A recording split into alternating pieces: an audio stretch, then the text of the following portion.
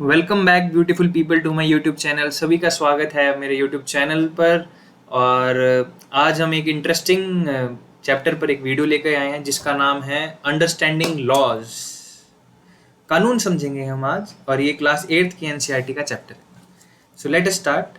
सबसे पहले समझते हैं कौन से टॉपिक्स हम आज कवर करेंगे। टॉपिक 1, व्हाट इज लॉ, कानून है क्या।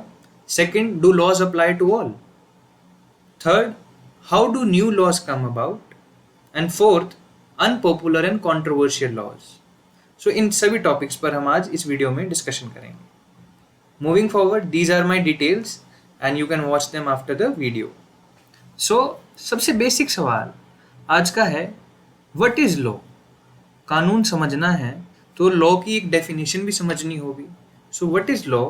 Law is a set of rules of conduct established by government for all members of society to obey and follow. कानून क्या है? ये नियम होते हैं जो सरकार द्वारा बनाए जाते हैं समाज में व्यवस्था बनाए रखने के लिए। So these are a set of rules of conduct established by government for all members of society to obey and follow. आपने इसकी डेफिनेशन समझी, इसके examples, Hindu marriage law, motor vehicle act. Act is same as law, ठीक है।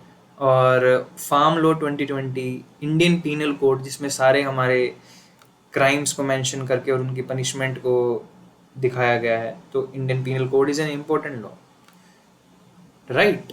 सो and why do we need law? Because laws guide us towards right actions and stop us from doing wrong ones. कानून हमें गलत काम करने से रोकता है और हमें प्रमोट करता है कि हम अच्छे और सही डिसीजन लें जो हमारे और समाज के लिए अच्छे हों। फॉर एग्जाम्पल, इस वीडियो में आप देखेंगे साइड में एक फ़ोटो है, मैंने लगा रखी है। ये आजकल के 8th 9th क्लास के युवा हैं जो बाइक उड़ा रहे हैं, फ्रंट टायर उसका, बिना हेलमेट के मस्ती से स्कूटी चलाई जा रही है। तो एक ये नॉर्मल है, सबने करा है, हमने भी अपनी उम्र में करा। But this is something which we do not want. कानून हमें ये करने से रोकता है, ऐसा नहीं करना। क्यों? क्योंकि अगर सामने से कोई बच्चा आ रहा होगा छोटा, आप उसको हिट कर सकते हैं, it will harm him, right. So कानून हमें ये करने से रोकता है। And if we do like this we will be penalise, हमारे को फाइन भरना पड़ सकता है, हमें जेल भी हो सकती है। तो कानून हमें रोकेगा। ये स्टोरीज मैं इसलिए बता रहा हूँ कि स्टोरीज से आपको समझने में आसानी होती है कि हमें कानून क्यों चाहिए, ताकि हम ये रॉन्ग एक्शंस ना लें। और laws simultaneously guide us towards right action. Right actions in the sense, motor vehicle act में ये आपको बोलेगा कि आप हेलमेट पहन के चलो। अब इसमें किसका फ़ायदा है? हमारा ही फ़ायदा है। हेलमेट पहन के चलेंगे तो सेफ्टी हमारी है, तो ये राइट एक्शन हो गया ना। सो in this slide we understood that laws are a set of rules of conduct. conduct यानी behavior, आपका आचरण, क्या करना है क्या नहीं करना है, उससे रिगार्डिंग नियम हैं जो बनाए जाते हैं गवर्नमेंट के द्वारा, established by government for all members of society to obey and follow, जो हम सबको मानने पड़ते हैं। So this is what is law. Example, Hindu marriage law, motor vehicle act, farm law and Indian penal code. I hope इस story से आपको याद रहे कि लॉ की हमें जरूरत क्यों पड़ती है और लॉ क्या है, नियम है। Moving forward, do laws apply to all. क्या कानून सभी पर लागू होते हैं? इस चीज को हम समझेंगे बिफोर इंडिपेंडेंस और आफ्टर इंडिपेंडेंस के कंटेक्स्ट में। तो 2 टाइम इंटरवल में हमने इसको बांट दिया है क्योंकि समझना ये जरूरी है।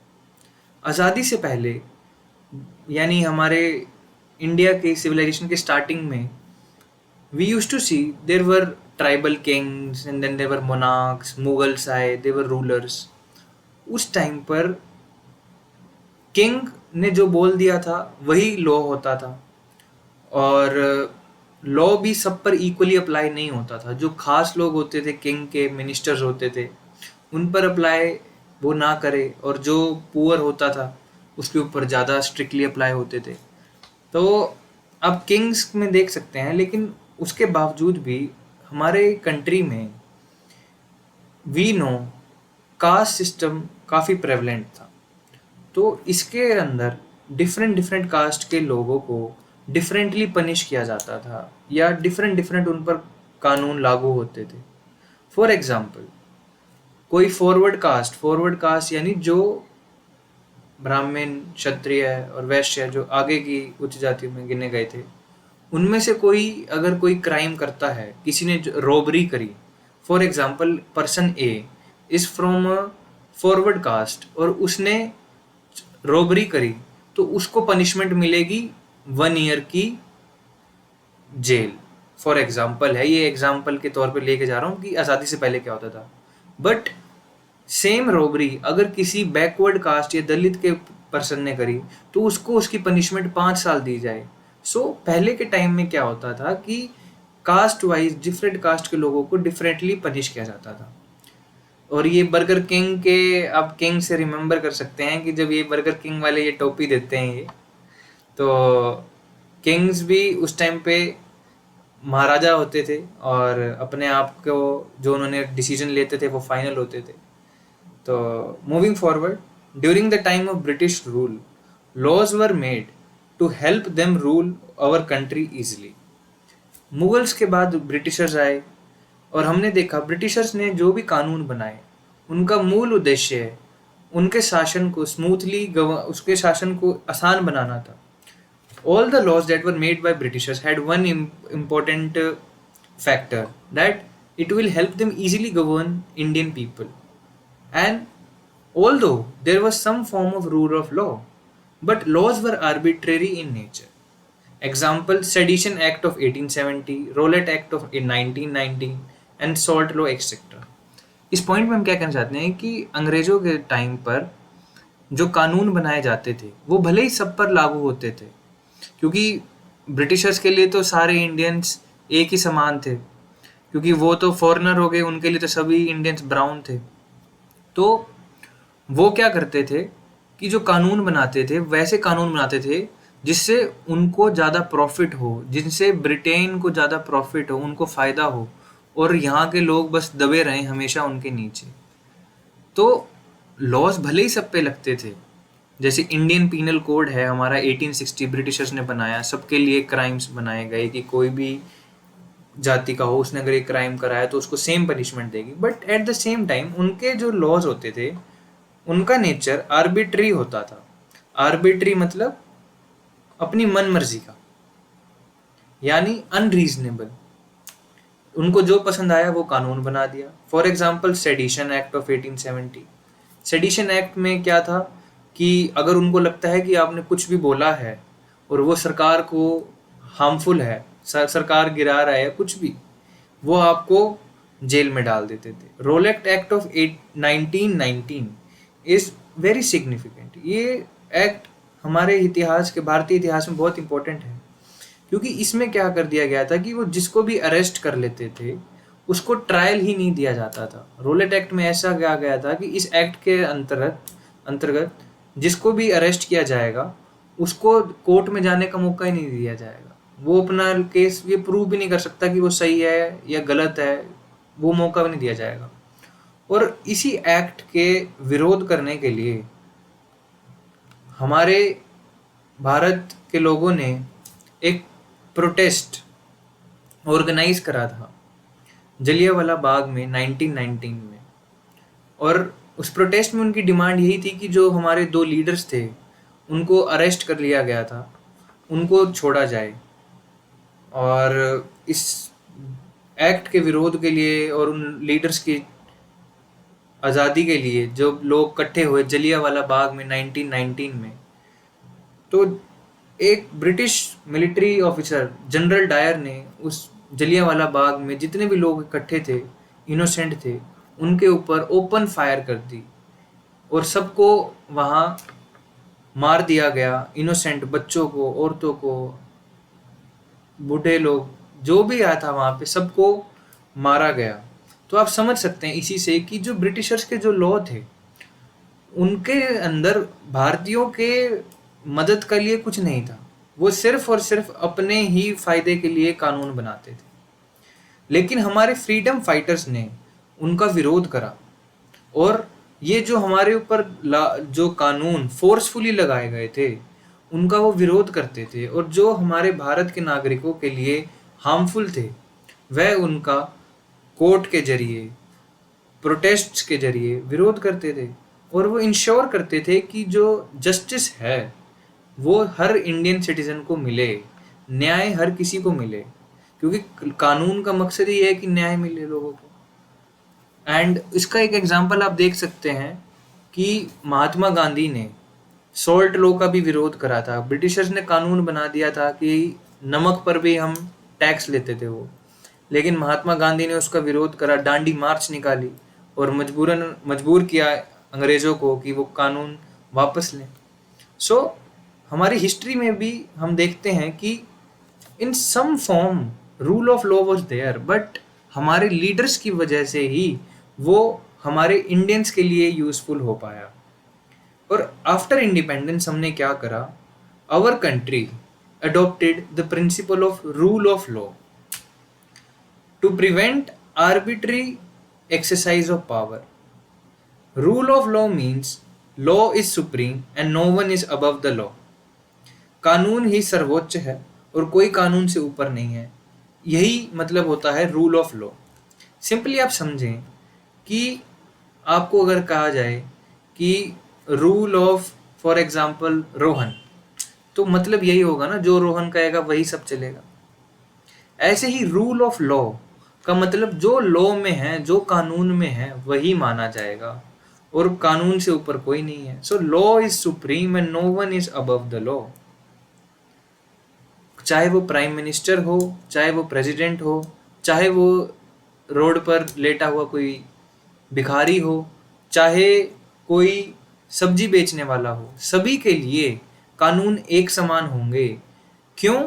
क्योंकि अगर सभी के लिए एक समान कानून होंगे तो सभी को न्याय मिल पाएगा, सभी को जस्टिस मिल पाएगा। वरना जो पावरफुल होगा वह अत्याचार करता रहेगा गरीब पर, वल्नरेबल पर। So our country after independence adopted the principle of rule of law. Rule of law में दो चीजें आती हैं, लॉ इज सुप्रीम, कानून सबसे ऊपर है और कोई कानून से बढ़कर नहीं है। Second, laws apply to all and it cannot discriminate on the basis of class, caste, gender, religion or region। कानून भेदभाव नहीं करता आपके जेंडर के बेसिस पर, आपके रिलीजन के बेसिस पर, आपके रीजन के बेसिस पर या क्लास, आप अमीर हो गरीब हो, सभी के लिए एक सा कानून होता है। तभी आप इस फोटो में देख पा रहे होंगे कि हम जनरली देखते हैं कि जो न्याय के लिए हम ये फोटो यूज करते हैं उसकी आंखों पे पट्टी बंधी होती है कि चाहे वो अमीर हो चाहे गरीब हो, सबके लिए, सब मेरे लिए एक समान है। यही कानून का मुख्य उद्देश्य होता है। Rule of law means without any discrimination on the basis of class, caste, gender, religion, region, सभी के लिए, मेरे लिए तो कानून सभी के लिए समान है। सो क्वेश्चन हमारा था, क्या कानून सभी पर लागू होते हैं? जी हाँ, कानून सभी पर ही लागू होते हैं और सभी के लिए इक्वल हैं, चाहे कोई अमीर हो चाहे कोई गरीब हो, चाहे कोई इस धर्म का हो चाहे उस धर्म का हो। So let us move forward. Next slide is how do new laws come about. नए कानून कैसे आते हैं? So there is a proper procedure कि जब नए कानून आते हैं कैसे बनते हैं। So let us understand. सबसे पहला टास्क होता है people raise demand for a law. लोगों द्वारा डिमांड रेज की जाती है कि हमें किसी इशू पर कानून चाहिए। फॉर एग्जाम्पल, वुमेन्स को लगता है कि उनको वर्क प्लेस पर हरास किया जाता था, कि उनको कानून की ज़रूरत है, कि उनको सेफ्टी की ज़रूरत है, तो उन्होंने कोई भी इशू को रेज किया कि हमें इसके ऊपर कानून बना के दो कि हमारी सेफ्टी इंश्योर की जाएगी और कोई भी हमारे साथ गलत तरीके से व्यवहार नहीं करेगा। इसके बाद क्या होता है कि जो पार्लियामेंट है हमारा, पार्लियामेंट के दो हाउस होते हैं, लोकसभा और राज्यसभा। उनमें से किसी एक हाउस में बिल इंट्रोड्यूस कराया जाता है। पार्लियामेंट का काम ही होता है कि लोगों की डिमांड्स को सुने। बिल किसी भी हाउस में इंट्रोड्यूस कर दिया जा सकता है, लोकसभा या राज्यसभा, राइट। और बिल इंट्रोड्यूस होने के बाद क्या होता है कि bill is sent to a committee और discuss in the house. So here we have to understand कि कमिटी क्या होती है, बिल क्या होता है। Bill is a draft of a proposed law presented to parliament for discussion. एक simply bill क्या होता है कि कानून का एक स्वरूप होता है, एक कच्चा नक्शा type draft that is presented to parliament for discussion. कोई भी कानून बनने से पहले उसका हम एक फ्रेमवर्क बनाते हैं, ब्लूप्रिंट बनाते हैं, उसी को आप बिल कह लो। और वो बिल सेंड किया जाता है कमिटी को या फिर उसी हाउस में डिस्कस किया जाता है। कमिटी क्या होती है? Committee is a group of people appointed for a specific function by a larger group. एक ग्रुप ऑफ पीपल होता है जिसका टास्क होता है कोई स्पेसिफिक, कि तुम्हें ये काम करना है, तुम्हें इस कानून के ऊपर हर तरीके की राय लेके आनी है और हमें बताना है कि क्या क्या इस कानून के अंदर हम ऐड कर सकते हैं, क्या क्या इस कानून में नहीं होना चाहिए।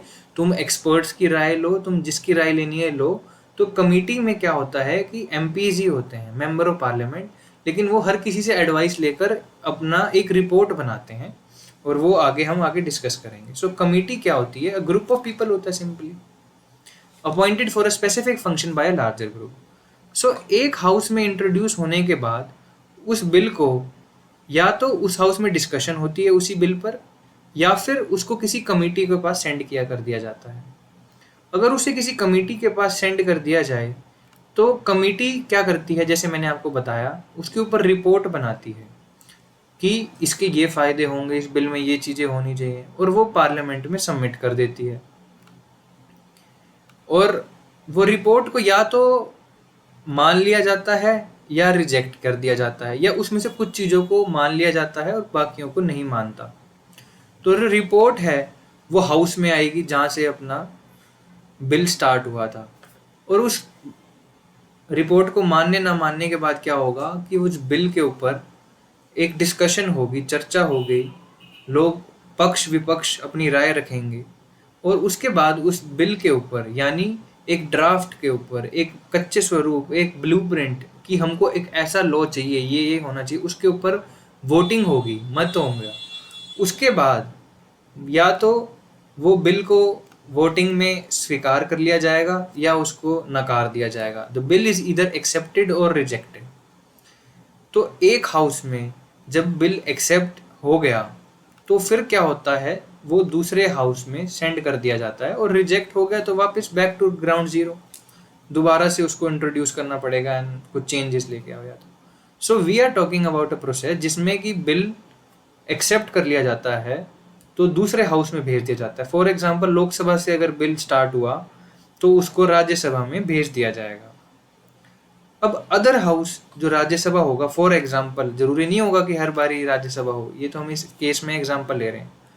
तो अदर हाउस में क्या होगा, दूसरा हाउस भी उसके ऊपर डिस्कशंस करेगा, उसके ऊपर बातचीत करेगा, और वहाँ पे भी या तो वो बिल को एक्सेप्ट कर लेगा कि हाँ हमें भी मंजूर है, या फिर वो उसको वापस भेज देंगे कि आप दोबारा इसको देखो, हम बदलाव चाहते हैं, आप इसको चेंज करो। तो इधर it will accept the bill और सेंड बैक विद रिकमेंडेशन।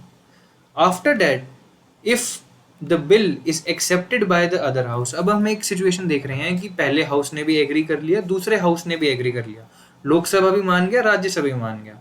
उसके बाद बिल को भेजा जाता है प्रेसिडेंट के पास उनके सिग्नेचर के लिए। एसेंट का मतलब होता है साइन। तो अब प्रेसिडेंट के पास आ गया बिल, तो प्रेसिडेंट एट प्रेजेंट हमारे रामनाथ कोविंद है, तो रामनाथ कोविंद जी अब क्या कर सकते हैं, वो या तो उसको एक्सेप्ट कर लेंगे, हाँ भाई बिल बहुत अच्छा है, लोगों का फायदा होगा, या फिर वो क्या करते हैं, वो वापस भेज सकते हैं। ये ऑप्शन भी है उनके पास कि आप रिकंसीडर करो, मुझे बिल में लग रहा है कि इसमें कुछ बदलाव की जरूरत है, वो रिकंसीडर के लिए भी भेज सकते हैं। अदरवाइज वो उसको अप्रूवल भी दे सकते हैं। अगर उन्होंने अप्रूवल दे दिया, अपने साइन कर दिए, तो वो फिर बिल ना रहकर लॉ बन जाएगा, वो कानून बन जाएगा। तो this is what is the procedure of a bill becoming a law, or how new laws come about. I will repeat. First of all, people raise a demand. Second, a bill is introduced in either house of the parliament. किसी parliament में, किसी house में introduce किया जाएगा, उसके ऊपर discussion होगी या कमेटी को सेंड किया जाएगा। कमेटी अपनी रिपोर्ट सबमिट करेगी, रिपोर्ट सबमिट करके उसको एक्सेप्ट किया जाएगा या रिजेक्ट, और उसके बाद उस बिल के ऊपर हाउस पे वोटिंग होगी। पहले हाउस में वोटिंग होने के बाद अगर उसको एक्सेप्ट कर लिया जाता है तो उसको दूसरे हाउस में भेज दिया जाता है। दूसरे हाउस में भी अगर उसको एक्सेप्ट कर लिया जाता है तो उसको प्रेसिडेंट के पास भेज दिया जाता है, और प्रेसिडेंट जब अपने साइन दे देते हैं वो बिल ना रहकर एक कानून बन जाता है, लॉ बन जाता है। So in this slide I have tried to explain the process in a diagrammatic way. So you can take screenshot of this slide. Moving forward, unpopular and controversial laws. तो अभी तक तो हमने समझा कि कानून कैसे बनता है। अब हम समझेंगे कानून बन गया, कानून आ गया है मार्केट में। तो अब मार्केट को, जैसे कोई नया फ़ोन लॉन्च होता है, कभी आपको हो सकता है वो फ़ोन पसंद आए, कुछ होते हैं आपको ना पसंद आए। ऐसे ही एक नया कानून मार्केट में आया और सोसाइटी में आया, और या तो आप उसको पसंद करेंगे या आप उसको रिजेक्ट करेंगे। तो कुछ ऐसे कानून होते हैं जो लोगों को पसंद नहीं आते। सो उनके साथ क्या होता है? See, reading the slides, a law can be passed in a proper legal way by parliament and be constitutional, but it can be unpopular and unacceptable by people if they feel the intention is unfair or repressive. एक कानून भले ही proper legal वे से बनाया गया हो, जैसे इस slide में हमने देखा कि हर एक स्टेप को उसने फॉलो करा, दोनों हाउस में भी पास हो गया, प्रेसिडेंट ने भी साइन दे दिए, कॉन्स्टिट्यूशनल लीगली सब कुछ सही है, लेकिन फिर भी लोगों ने कहा कि जो ये कानून के अंदर की जो लाइंस हैं, जो इसके अंदर रिक्वायरमेंट्स हैं, जो इसके अंदर उसके फीचर्स हैं, वो हमारे लिए अच्छे नहीं हैं, वो अनफेयर हैं, वो किसी तरीके से भेदभाव कर रहे हैं या हमारे समाज को हार्मफुल हैं। तो वो लोग उसका विरोध करते हैं, right? And in that case people criticise. Criticise का मतलब होता है उसके डिसएडवांटेजेस बताना। अरे ये तो खराब है, क्रिटिसाइज करते हैं ना कि ये तो बेकार है। जैसे हम फ़ोन में कहते हैं अरे इसके तो कैमरा अच्छा नहीं है या जो अच्छा नहीं है, ऐसे ही कानून में भी होता है कि इस कानून में इन लोगों के लिए अच्छा नहीं है, ये हमारी इकोनॉमी के लिए अच्छा नहीं है, ये हमारे गरीबों के लिए अच्छा नहीं है, for and so forth. So in that case people criticise the law in social media, newspaper. Social media तो आजकल बड़ा इंपॉर्टेंट हो गया है, फेसबुक, व्हाट्सएप, हर जगह फोटो डाली जाएंगी, पोस्ट डाली जाएंगी, वापस करो कानून। So people, this is very powerful tool also. So people क्या करते हैं, उसको क्रिटिसाइज करते हैं through social media, newspaper, public meetings, television में डिबेट्स होती हैं प्राइम टाइम 9 बजे, Republic and all, and protest against through dharnas etcetera to make the government take back the law. तो इन ऑल दिस एक्टिविटीज़ का मकसद क्या होता है कि गवर्नमेंट को फोर्स किया जाए या गवर्नमेंट को मनाया जाए कि वो कानूनों को वापस ले ले। वो वापस ले लेगी तो लोग खुश हो जाएंगे, क्योंकि उनको लगता है कि वो कानून हमारे समाज के लिए ठीक नहीं है। ऐसा ब्रिटिशर्स के टाइम भी हमने देखा कि कुछ कानून होते थे, जैसे सोल्ट लॉ था, मैंने आपको बताया, उसको वापस लिया गया। क्यों? क्योंकि वो अनफेयर था। ऐसे ही after, even it is constitutional, even if it is passed following every procedure, but still it can contain things which are harmful for the society. So people क्या करते हैं, people can also go to courts and judiciary will then decide whether law needs to be removed, changed, or it is all right and there is nothing wrong in it. So people, लोग या तो उसको court में भी लेके जाते हैं कि कोर्ट डिसाइड करे, कोर्ट से अपील करते हैं कि इसको वापस लिया जाए, इन कानूनों को, इनको आप अवैध करार दो। तो this is also what happens when a bill is unpopular और कॉन्ट्रोवर्शियल। एग्जाम्पल इसके बहुत रिसेंटली हम देख सकते हैं कि protest against farm laws 2020 at present by farmers and protest against CAA etcetera. So at present हम अपनी country, CAA was basically citizenship amendment act, ये तो 2019-20 की बात है। CAA के अंदर सिटीजनशिप से रिलेटेड है, वो उसको आपको भी जानने की इतनी जरूरत नहीं है, बट सिंपली आप समझिए ये कानून लाए गए थे और इनका विरोध किया गया था काफ़ी हद तक। दिल्ली में शाहीन बाग आपने सुना होगा अगर न्यूज़ में। एंड फाइनली एट प्रेजेंट हम देखते हैं किसान हैं हमारे, प्रोटेस्ट कर रहे हैं